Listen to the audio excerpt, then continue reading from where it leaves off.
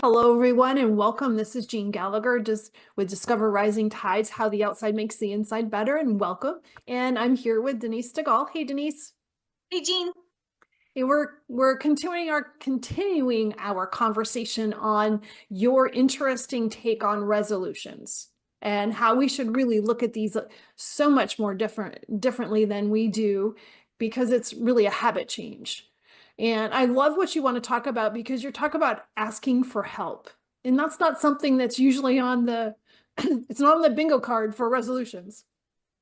No, and this I think kind of, it comes along with resolutions, and we'll talk a little bit more about that, resolutions and what we should be or what we could be doing better in a couple of other episodes as well. But this one I think is really important because, we've been told forever, oh, you have to make a New Year's resolution. What's your New Year's resolution?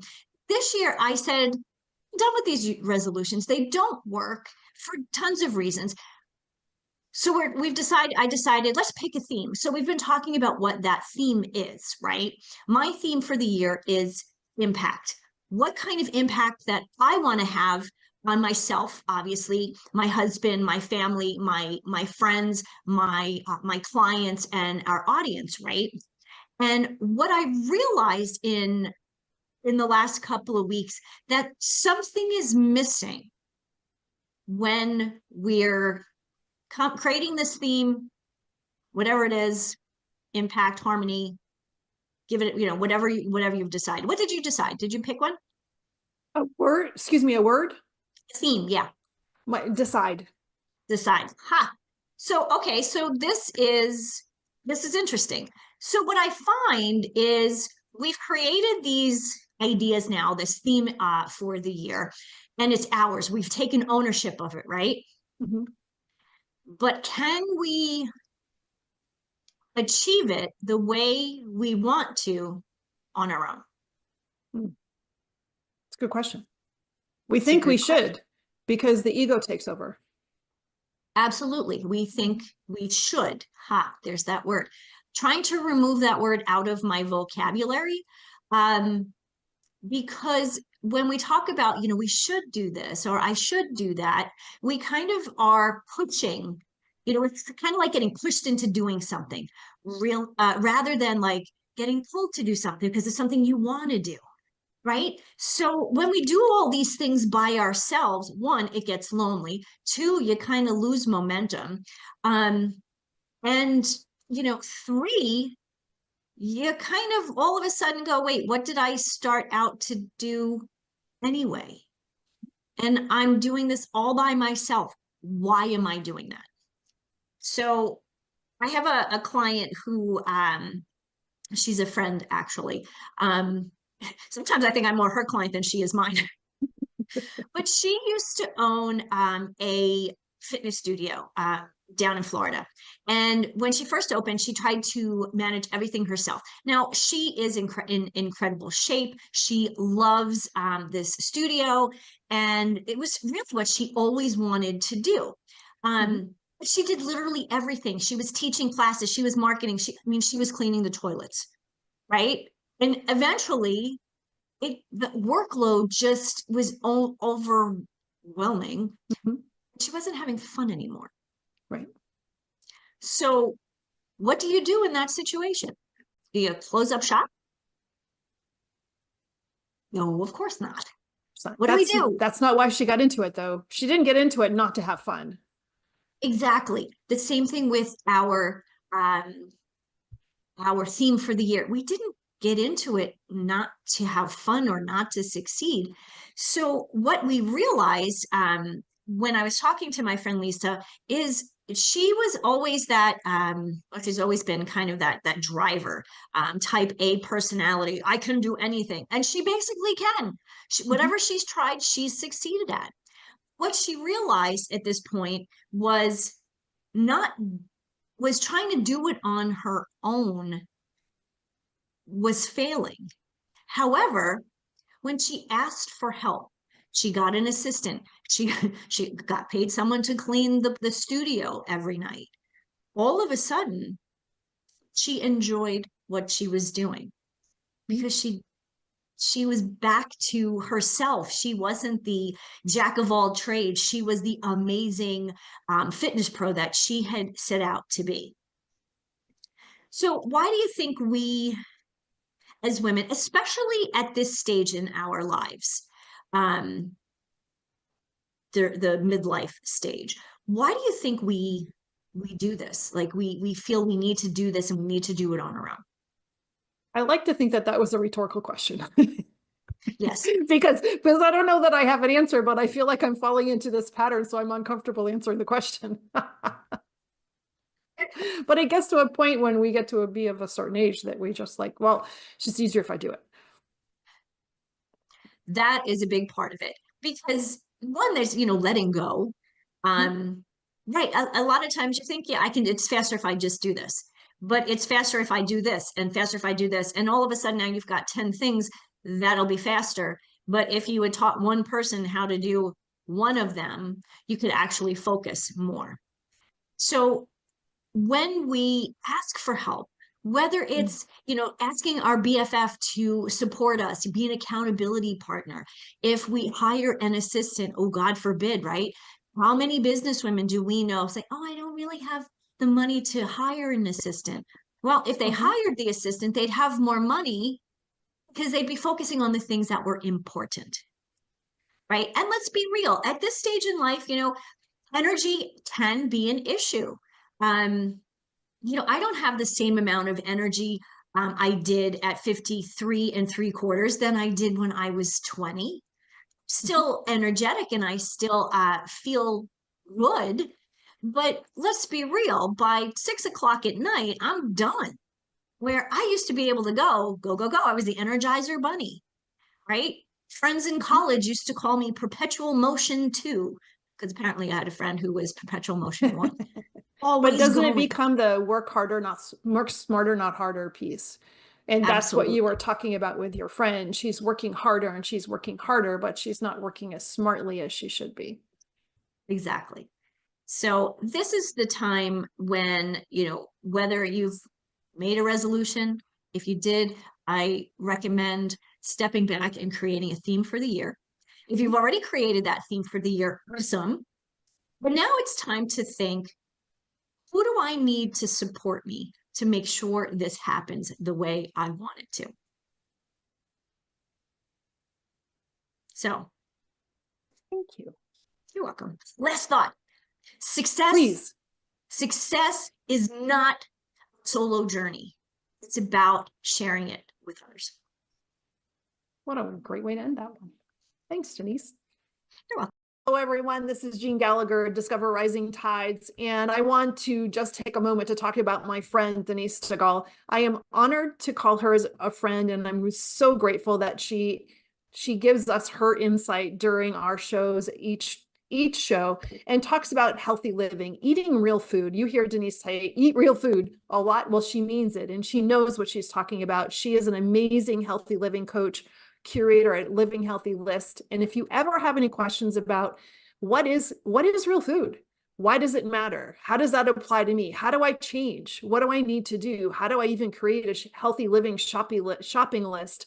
Make sure that you call her. She is your healthy living coach, and you can find her at healthylivinglist.com.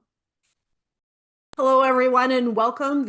My name is Jean Gallagher, and welcome to Discover Rising Tides, How the Outside Makes the Inside Better. We're excited that you're here. And if you're listening to us out in podcast land and you'd like to see our happy faces, jump on over to YouTube, like and subscribe over there. We'd be glad to have you. And I want to welcome our guest today, Judith Richey. Judith, thank you so much for being here. Thank you for the opportunity to share today. Thank you. I'm excited, and as full disclosure, we've done this before because somebody, well, that would be me, forgot to hit the record button. And I know that everybody else that's experienced this level of communication has had that same faux pas. And so here we are, and we're going to reshare our conversation or whatever new conversation comes up with us today. So I'm excited for that. And before we dive in, Judith, give us a little bit about your background, and then we're going to get going. Oh, thank you, Jean. I told Jean before we started today that I think this is going to be probably the most spectacular podcast either one of us have ever done because See we've had that? so many gremlins. I know, right? Really cute. I'm sitting where I'm sitting today because in 2008, I went through what we call a dark night of the soul experience. And it was just a wall that I hit in my life when I realized that the way I was doing life was not serving me. In fact, it Mm, was doing everything it could to destroy me physically, mentally, emotionally, um, you know, spiritually. And so I could have either kept going the way I was and probably ended up in a facility to work things out, or I mhm, could do what I did, which was step back from life for a little while and take a few months to do some self-directed healing. And so I chose option B. Um, it was really interesting because I said that to someone the other day and they said, well, how fascinating that you had the privilege of doing that. And I had mm, never considered that as a privilege because I was a very successful financial advisor at the time. And I mhm, was able to take advantage of leaving on a medical leave and still earning a very handsome salary for a year until I permanently disconnected from that company. Um, and so that kind of put an interesting take on it that I hadn't thought about it. So that there is a mm, privilege sometime associated with healing. And the work that I do now is a direct result of what I went through during that time and what I could not find for myself. mm. And so I have developed a program for other women and men, but primarily women who find themselves in that place and need some help. It's fantastic. It's not fantastic that you went through that, but what's fantastic about it is that you're able to take those life experiences, sit back and understand, okay, what's working and what didn't work. And this looks like something needs to be fixed because I can't be the only one out there that's experienced this. Yes, that is so prescient for you to make that comment. Um, Women share a collective journey. Mm, And what I have found is that we have been taught to not talk about what's not working for us in our mm, lives. And we used to just sweep everything under the rug, put on a happy face, pull up our big girl pants, pull ourselves up by the bootstraps, whatever terminology you want to use, and plow forward because women are kind of the glue that hold things together, right? And if it isn't working for your wife or your mom or your grandmother or your sister, oh, we don't talk about that. We mhm, just keep going. And one of the things that I love that's happening right now in our society is that women are finally starting to talk about menopause. And mhm, it's just fantastic because for so long we've whispered behind the closed doors about the change, mhm, and now women are demanding accountability from the medical mhm. community. They're sharing with each other. They're talking about this very natural phenomenon. And along with that, we have been able to open up the conversation about mental wellness, emotional wellness, healing, and working with ourselves at that level also that transcends just the physical. Yeah, and I am so fortunate to have met Denise DeGaulle, and she is our menopause mentor, and she comes on every show and does a piece about just about that, and for her to be so vocal and to be a resource, so important. But you're right, and I think part of you had used the word privilege, which is true based upon what you went through, but I think the word that came to me is bravery. Mm, To thank be you. able to make a Yeah, change. yeah, thank you Brave. for that. Yeah. When I left my position as a financial advisor, when I took that leave, I felt like it was from a place of defeat and failure. And I really Sure. carried that around with me. It wasn't because I wasn't hitting the numbers. It wasn't because I wasn't doing what was expected. I was very successful, a six-figure earner, all the things. But God, I had insomnia and migraines, and my body hurt all the time, and my marriage was in the tank, and I was just a mess.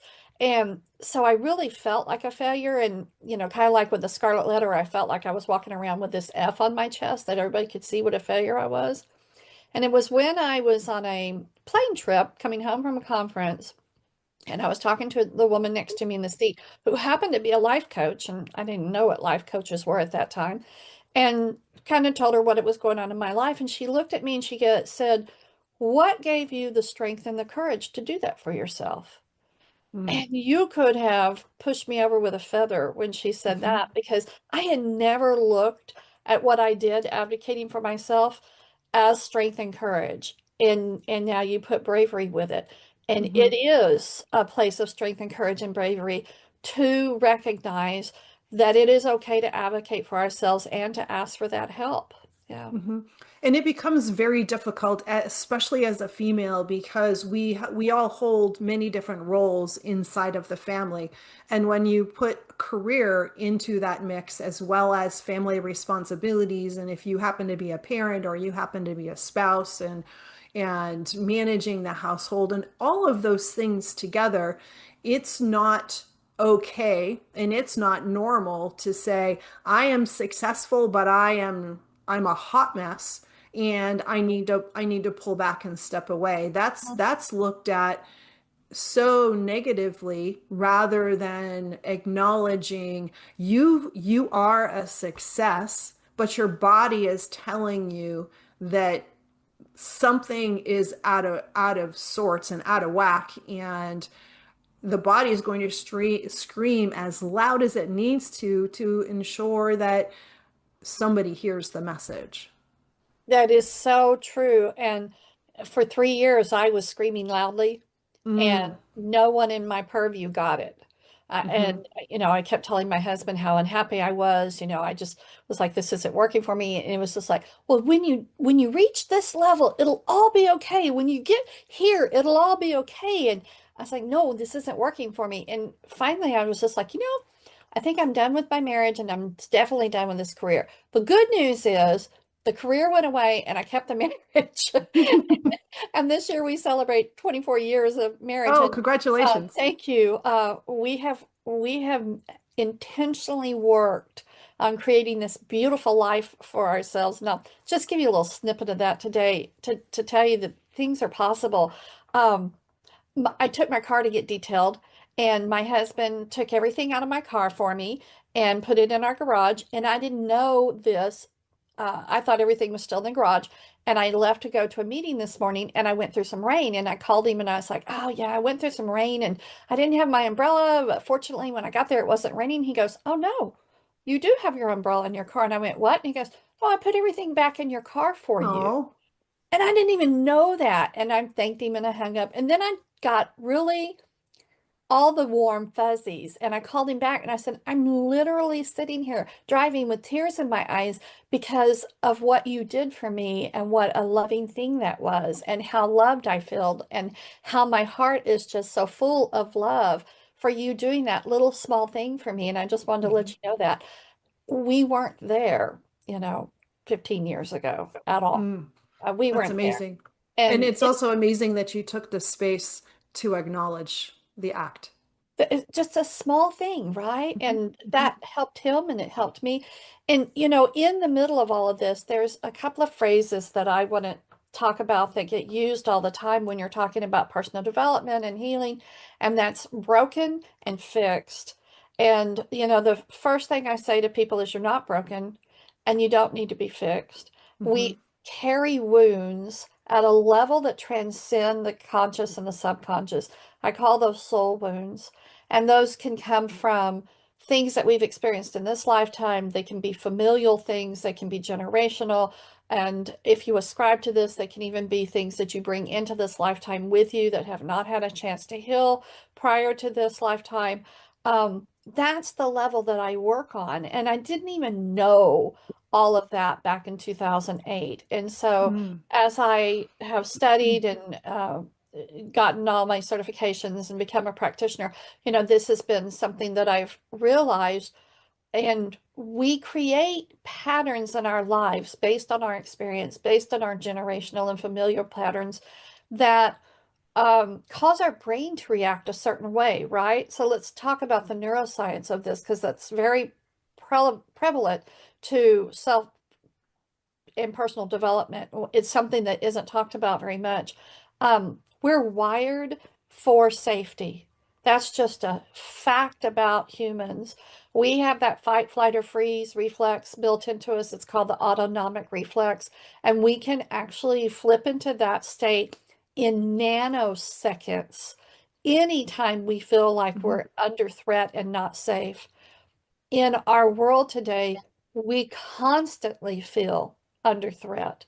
Every Mhm. social media post, the news, emails, listening to podcasts, reading things, you know, the sky is falling, the sky is falling. And so we have this constant state of fight, flight, or freeze, which causes our cortisol to raise, which causes our brain to stay in a constant state of alarm. And we have very few tools that help us come out of that. It usually takes about 12 to 24 hours for us to go from the autonomic response to the rest and digest response. Okay. And so we can use different tools and resources to accelerate that so that we don't stay in that heightened alarm state. Mhm. But we're not taught those. We don't talk about that kind of stuff. We just think that, oh, living stressed and having pain in my neck and having migraines and not being able to sleep and Mm. eating things that are bad for me and drinking alcohol and doing these things that alleviate what I think is causing the stress are normal. And that's really not normal for us. Mm. And getting to a point where we can, what's really difficult is finding the right person to talk to that can recognize these things. But I have a question. I want to go back just a smidge because a word has come up a couple of times, and I think it's interesting, and it's all connected. But I want to ask you a question if you don't mind, and then we'll get back to this other piece because I Oh, think it sure. interconnects. That you had named this time of your life in 2008 Mm, as the dark night of the soul, which yes. I want to know why. But then you also, now you're talking about soul wounds. So this word that's so important has in just a few minutes has come up a couple of times. And I think it's important to acknowledge that as well, because there's the neuroscience and then there's this other piece, and they're so interconnected. And Yes. in our society, we want to keep everything separate, but I want to kind of bring them together. I love that you caught that. The soul is an interesting concept. And the way I'm going to describe it is the deep wisdom you have within yourself. Okay. Your soul knows everything about you, your entire existence. And yes, I'm talking about the fact that we're eternal souls, that we have an eternal existence. There's a school of thought, and I used to not ascribe to this, and now I'm all in on it, that we have opportunities over and over and over again to grow in wisdom and knowledge as our soul grows through this eternal existence. Um, and it's because of that knowledge that we have the ability to tap into it on a Mhm. different level. Some people, okay, so I have beautiful tools, beautiful gifts that I've been given of intuition. I can see, hear, feel, and know things about myself and other people. And I teach all of my clients how to access their soul's wisdom if their intuition is not attuned. And I use a specific technique called muscle testing. Mhm. If you've ever been to a kinesiologist or a chiropractor, a lot of times they use it. They'll have you hold your arm out and they'll press down on your arm, or they'll press on certain areas of your body muscles to see how they're reacting. Well, in the spiritual world and the mindfulness world, you can use muscle testing as a way to get a physical answer from your soul. And so Mm. I teach all of my clients how to muscle test. It's very simple once you are completely calibrated, and you just get yes, no answers. So if you're Mhm. working through something, you can tap into your soul's wisdom and get those answers without having to sit around wondering what's going on, what's wrong with me. There's nothing wrong with you. You are given an opportunity to connect with yourself at a different level. Mm. And so my mind is going in like four different directions. The I think that the can we break down the soul wounds part for just a second? Sure. because I Sure. think that that's important. And things, as we're talking about the deep wisdom, and that in your soul knows what's going on, that's so intangible, but things that are happening to us leads a kind of like a GPS in reverse. It leads a roadmap of where we've been, the positive and the negative. And you're talking about these soul wounds, and don't they need to be recognized in order to shift changes going forward? 100% they need to be recognized. Um, when I, so I'm going to answer your question about Dark Night of the Soul first, okay? Okay. That is not my term that I coined. That is a term that is used. There's a fabulous book for those of you who like to read called Women Who Run with the Wolves. Mm, And it's a tome. I mean, it's several hundred pages long. But what it is it's different hmm, parables and fairy tales from mhm, different cultures that describe the woman's journey. And in the book, it gives a breakdown of what the story is about, what the parable is about, and talks about it. And I don't know if it was Eckhart Tolle or someone else who coined this phrase, Dark Night of the Soul, but it's where we just go inward and mhm, everything in our life has just gone to hell in a handbasket. And it's an opportunity for us to get very introspective and go in and start looking at what's going on, what are the patterns that we see, what are the healing opportunities for us. And I did that all by myself in 2008 and 2009 because I could not find any direction.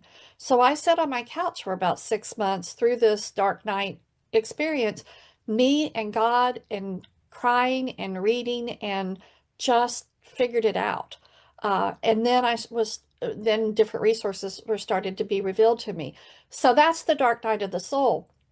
Now, this is where it gets a little woo. So, just hang with me, okay?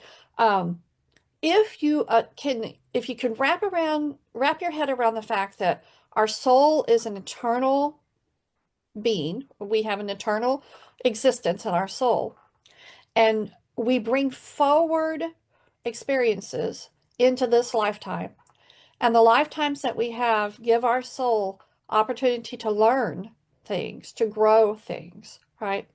When we have not healed wounds that we've had in the past, and we bring them forward into this lifetime, they're going to affect our human existence. And so those are what I call the soul wounds. And those are the things that, you see patterns of behavior, you see yourself reacting certain ways, you can kind of start figuring out your triggers. Um, and you're like, well, intellectually, I don't choose this, but for some reason I keep showing up a certain mhm, way. Well, maybe it's because when you were 3, your little brother locked you in a closet, and that created a soul wound at that point of abandonment or of abuse of a certain type. Or maybe your parents didn't come rescue you, so you learned how to distrust authority. All these things are soul wounds. And I'm purposely not using the word trauma because I think trauma gets tossed around a whole mhm, lot as a catch-all phrase. And I think there's different levels. I don't think, I know there's different mhm, levels of how we experience trauma and how it dissects in our life. Like it can cause the inner critic to really be loud. It can cause limiting beliefs. It can cause sabotage patterns. Phobias even are part of a trauma cycle. So with the muscle testing, we have an opportunity to explore where those soul wounds lie, and then mm, use my methodology to clear, and here's the important words, the energetic residue of those wounds. Not mm, erase them, not ignore them, not say they never happened, but we clear the energetic residue that we're still living with.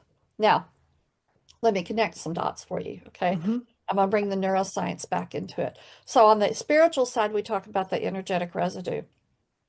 In mhm, neuroscience, we talk about the default mode network. The default mode network is those knee-jerk responses that we just default to in different situations. they're tied to each other. They're part of the same pattern. And so it's necessary to recognize the patterns and clear the energetic residue for us to completely take care of those. And this process is lengthy. No, and yes. Yeah. Right, right. You know, Hmm. I'm a lifelong healer of myself. Hmm. Right now, I'm dealing with something that is fascinating, which is about not having to hustle all the time. Mm. I was meditating in December on what was coming for 2026, and one of the things I'm developing is an art developing art. Um, Maybe I'm going to sell art, maybe I'm not, maybe I'm just going to keep giving my art away. I don't know. But one of the things that I heard in this meditation in December was you don't have to hustle and you can take time and enjoy your art in 2026. Okay, so um, I'm unwinding from hustle culture. Mm. My nervous system is recalibrating. Hmm. I'm almost 67. You would think, you would think somebody at 67 might have it all figured out. Nope, this is new. No. I'm recalibrating at 66, of what life looks like for me. So yeah, it can be the work is immediately effective Hmm. and I hate this phraseology, but so many people relate to it. The layers of the onion that you peel back, that's what we're doing. Yeah. Yeah, I think I could use the word despise and that description at this in the same sentence, but it is true that it creates this picture that people relate or it resonates and but yes, I totally understand. Um, so the as I love the part where you're talking about we're not broken and we're not fixed. And this what I'm feeling, the word that comes up, especially when you're talking about your experience and coming into this year is transition. Mm. That I comes like up that to me. word. Yeah, I like that word. I use transformation. Mm, And here's the reason why. Uh, as I've done this for the last 15 years, I've recognized that there's actually 4 steps in the process. And so I've called them the Richey method. Okay. hmm. And I'm not a licensed psychologist or a psychotherapist. I am a certified practitioner. And I recognize that therapy has a place in our lives. It's a great place to go get awareness. It's a Hmm. great place to talk things out, to have someone ask you probing questions, and for you to be in a safe space to just talk where nobody else is going to listen to you say those things, right? So that's Hmm. actually the first step in my process is awareness.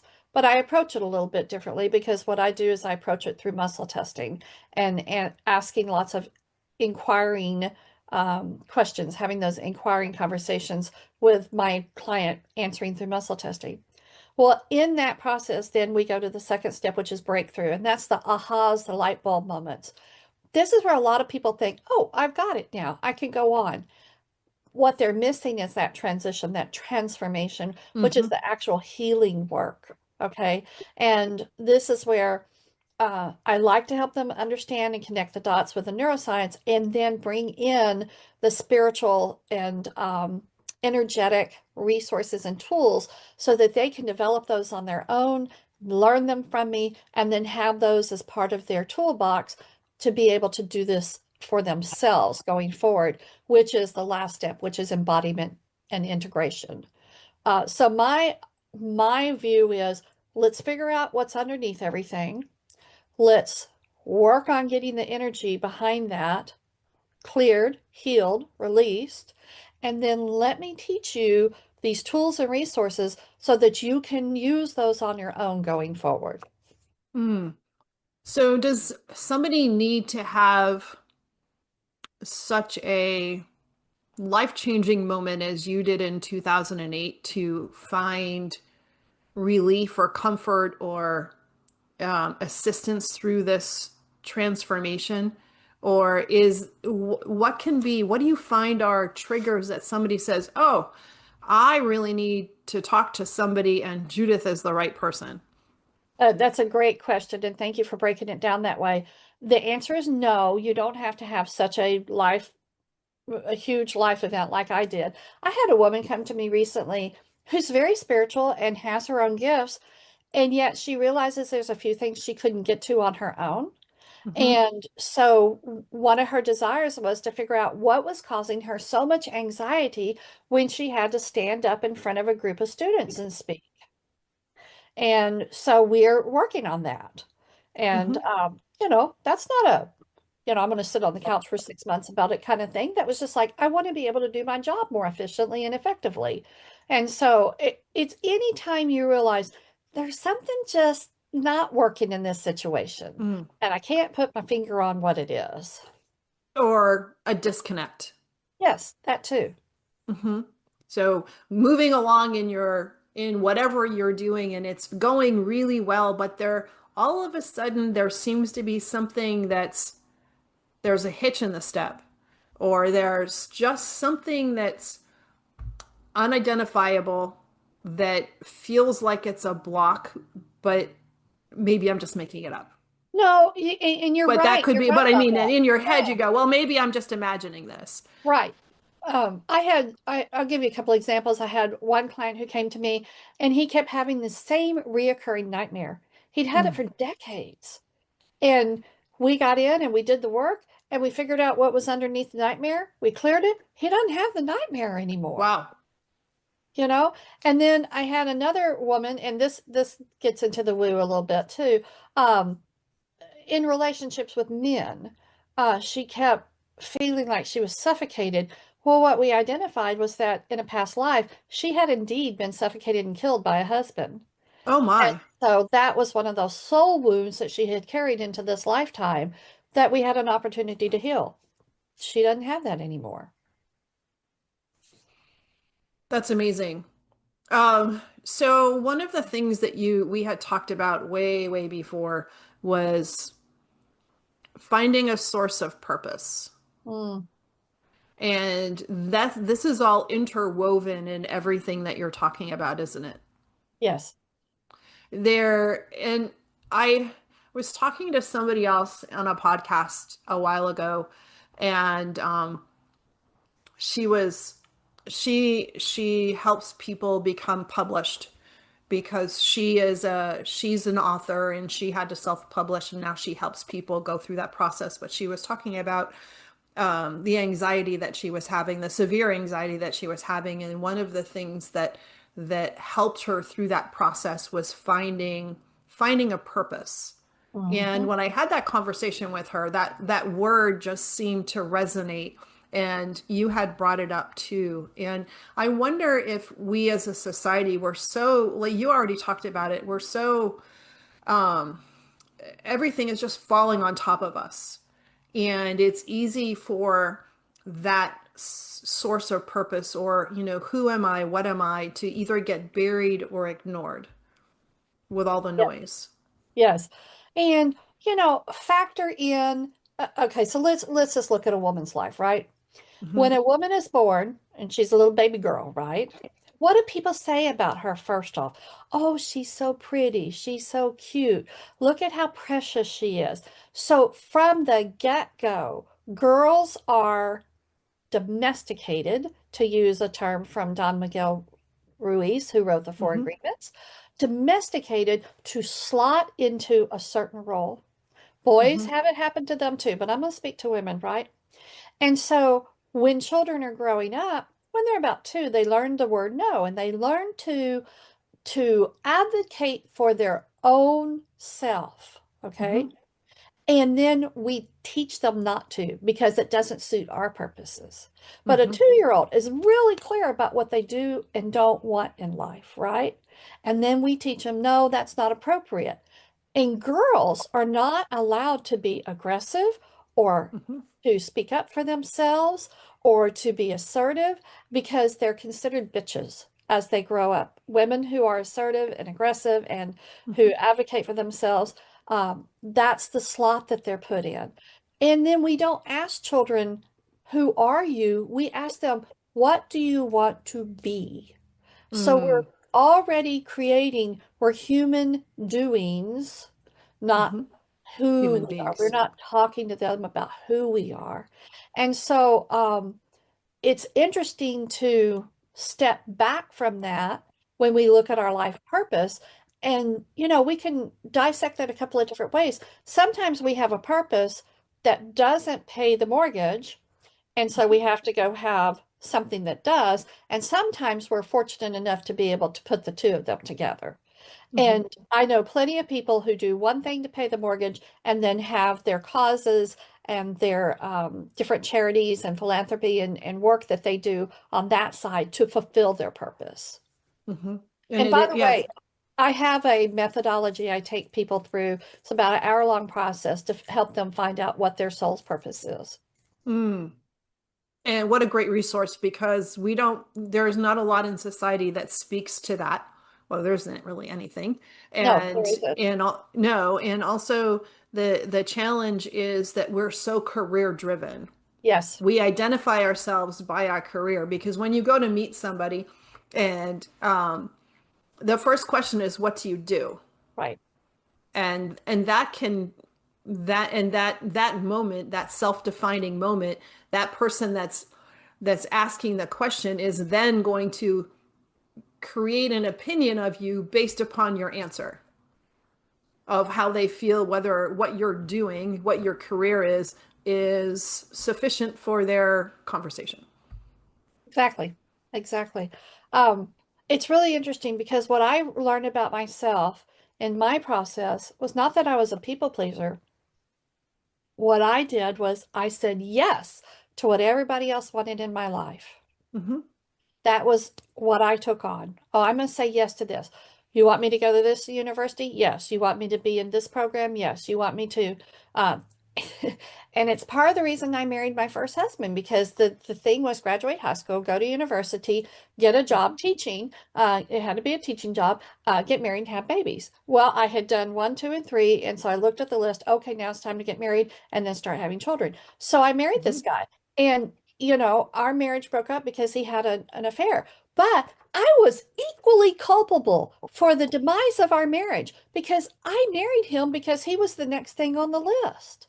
Hmm. Hmm. And boy, that took so much forgiveness for myself and forgiveness for him, and then I kept the pattern going because when I met my now husband, he was the one who said, "Oh, you should be a financial advisor." And we were dating and we were heading toward marriage, and I thought, "Oh, if I don't do this, he's not going to love me, and we're not going to get married. So yes, I'll go do that."